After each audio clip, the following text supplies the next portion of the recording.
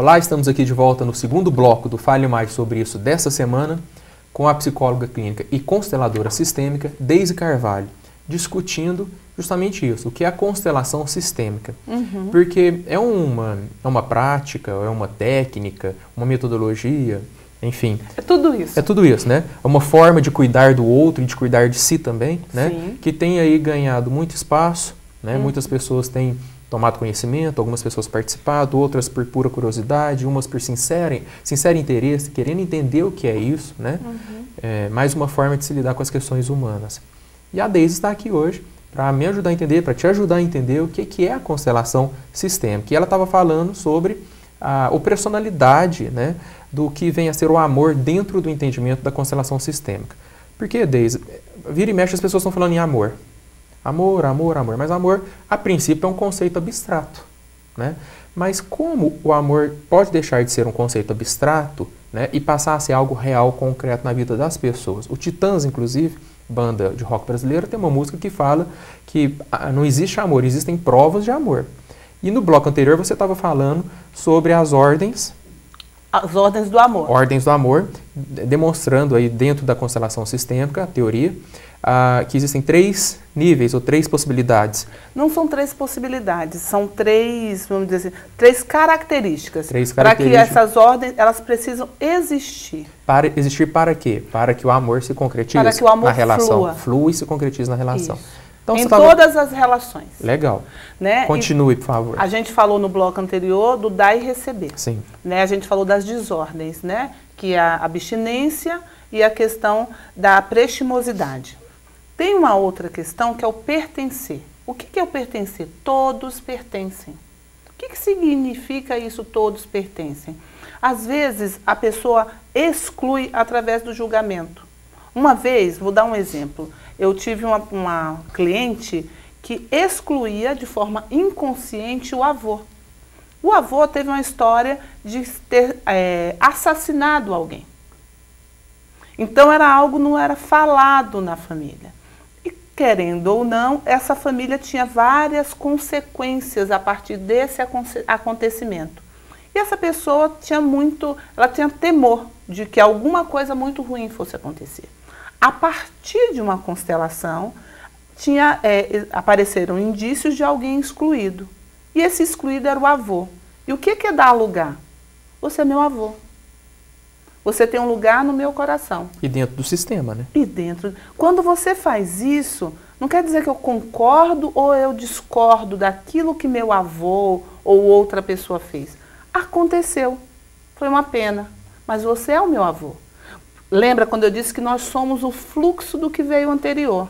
Se eu excluo o meu avô, vamos imaginar, né, numa hipótese só para ficar concreto, que meu avô representasse o meu braço.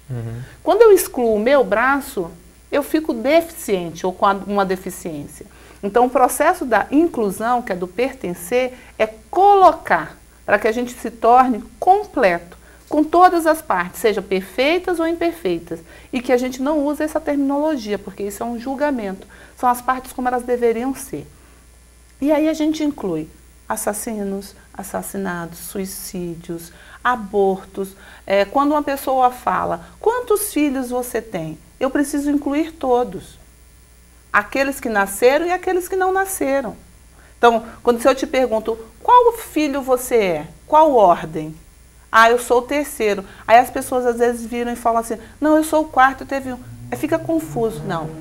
Quantos se teve não nascidos, se tiveram abortos, sejam provocados ou sejam espontâneos, todos são importantes. O que eu estou entendendo, voltando à questão do sistêmico, é que realmente há uma valorização nessa concepção de que se fazemos parte de um esquema ou de um sistema, todas as partes integrantes, concretamente ou abstratamente que seja, são importantes. Exato. E devem ser valorizados, porque senão há um desencadeamento de uma desordem.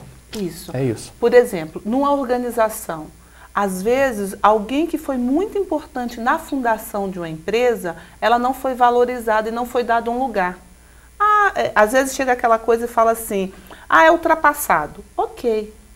não serve mais no aspecto da tecnologia, mas foi importante. Aquela pessoa colocou esforço para que aquele empreendimento aparecesse. Então, dar lugar é isso. Todos são importantes. O seu João foi importante nisso. Isso é o pertencer.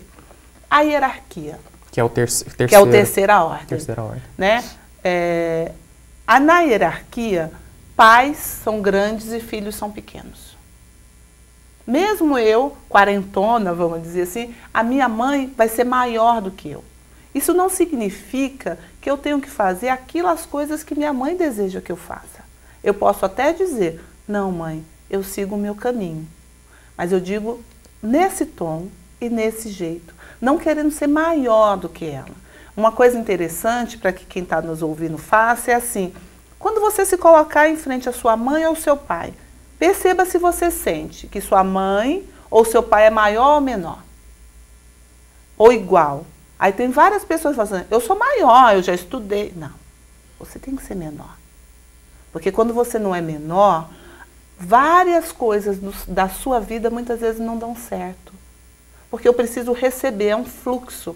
Pensa os pais e os antepassados como um fluxo. Eles são maiores. É como a água, ela desce. E eu vou passar para os meus filhos, que vão passar de forma consecutiva. E essa é a ordem do dar e receber. Os grandes dão. E por isso que é importante a hierarquia. Os pequenos recebem. E vai chegar uma hora que o pequeno tornar-se-á grande. Né? Em proporção aos que virão para frente. Não aos que para trás. Por quê? Porque eu devo a minha vida a todos os que passaram. Vamos pensar de novo numa empresa. O fundador, ele sempre vai ser grande. Se você olhar nessas grandes multinacionais, tem várias fotos dos fundadores, para que todos saibam quem se sacrificou. Então, eles sempre são grandes. E os outros são menores. Não no aspecto da importância, da precedência. Eles vieram antes. Naquele momento, outras coisas são importantes. Pais são sempre maiores que os filhos. O casamento, ele vem primeiro do que essa relação com os filhos. Por quê? Em hierarquia. O casamento, ele chegou primeiro do que os filhos. E o que acontece muitas vezes? Os filhos nascem e o casal termina colocando os filhos no mesmo lugar. E separa o casal. Ou seja, por tudo isso que você disse até agora, o que acontece é que a constelação sistêmica pressupõe, então, um sistema, um esquema de funcionamento, pressupõe ordem, né, com 3 características, que é o dar e receber, que pressupõe equilíbrio na relação, o pertencer, o nível, a característica do pertencimento, fazer parte de algo, né, e por fim, a hierarquia também, que contribui para que as pessoas entendam o fluxo das relações. Quando as pessoas não levam em consideração esses níveis ou essas características, acabam aí provocando um desequilíbrio no sistema. Emaranhamentos dos quais elas ficam presas. E consequências para si e para todos que fazem parte do sistema. Exato. A constelação ajuda a entender, perceber e resolver isso. No próximo bloco, você vai nos dizer como, concretamente, a constelação ocorre, né? O constelar. Ok.